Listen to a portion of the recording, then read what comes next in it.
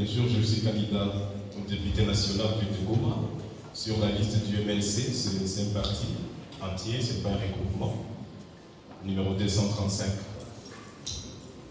On m'a demandé de parler d'un sujet beaucoup plus important et très capital, la sécurité du Nord Kivu, soit dans la province du Nord Kivu, et aussi les enjeux électoraux liés à ces effets-là. Mais la question reste à se poser. Pourquoi il y a toujours des guerres? La réponse a rencontré la réflexion que j'avais, c'est que la guerre, soit des répétitions de guerre qu'on reçoit, soit qu'on est victime ici au Nord Kivu, est liée à deux éléments. Le premier élément, ce sont des guerres imposées pour des guerres, disons pour des intérêts purement économiques. Et le deuxième, si pas le second élément, ce sont des guerres qui nous sont imposées pour des raisons purement hégémoniques.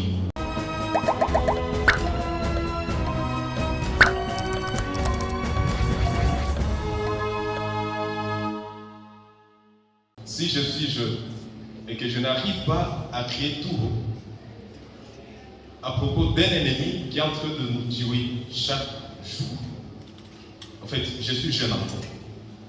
Absolument rien. Alors, cette façon de voir ou soit de faire des choses devrait revenir à tout le monde parce que le système sécuritaire de notre pays, c'est un système qui demande beaucoup plus des efforts que ceux qu'on trouve sur terrain.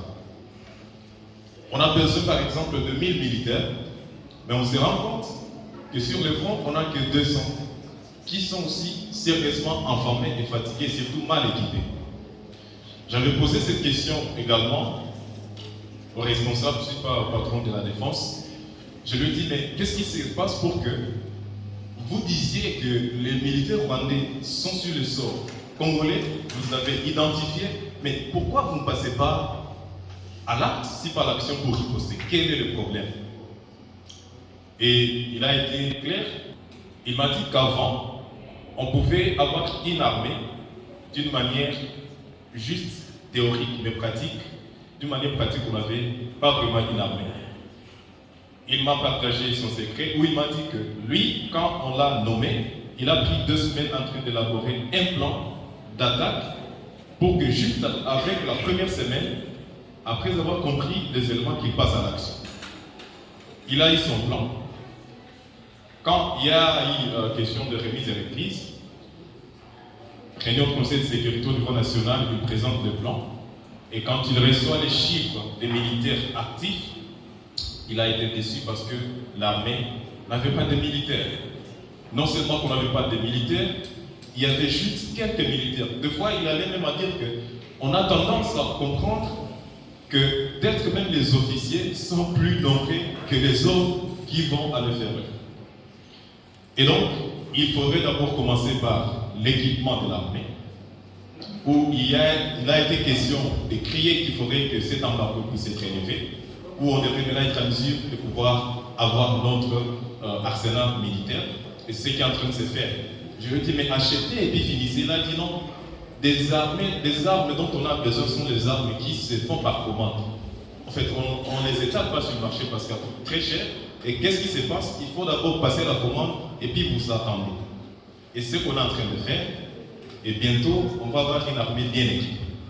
Et aujourd'hui, je pense que déjà, 40 000 jeunes bien formés, qui seront aussi bien équipés bientôt, seront déployés sur le terrain pour déjà contourner ces difficultés-là liées aux hommes.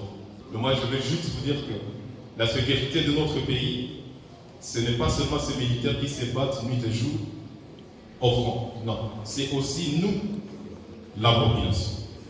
Nous avons eu cette expérience en 2013 lorsque le militaire s'est battu contre le M23 et la population, une maman qui ne savait ni lire ni écrire, mais pouvait quand même être capable de soulever une bouteille d'eau pour donner ça à un militaire qui est épuisé afin d'avoir beaucoup plus de force. Donc, nous avons cette possibilité-là. Il y a des jeunes qui s'appellent des Wazalendo. Ils se battent, même quand ils sont enflammés sous pluie, sous soleil, ce sont des jeunes qui se battent. et ce sont les jeunes, avec leur expérience, le ministère de la Défense, avec la présidence, ont décidé de prendre ces jeunes afin de créer un corps de réservistes. Et aujourd'hui, ils vont être équipés, ils vont être formés, et vous le savez, c'est tout un processus. Sur le point des élections, je suis jeune, comme il a dit, comme vous, et j'ai encore moins cette amertume pour notre pays. Parmi vous, il y a des collègues avec qui on a fait le mouvement citoyen Lamoucha et d'autres. Vous vous souvenez qu'à chaque fois qu'on s'est réunis, on se disait finalement ce pays doit changer. Mais bon, à un moment donné, on s'est posé des questions avec les collègues. On va rester au sein du mouvement en train de dire voilà, ça doit changer.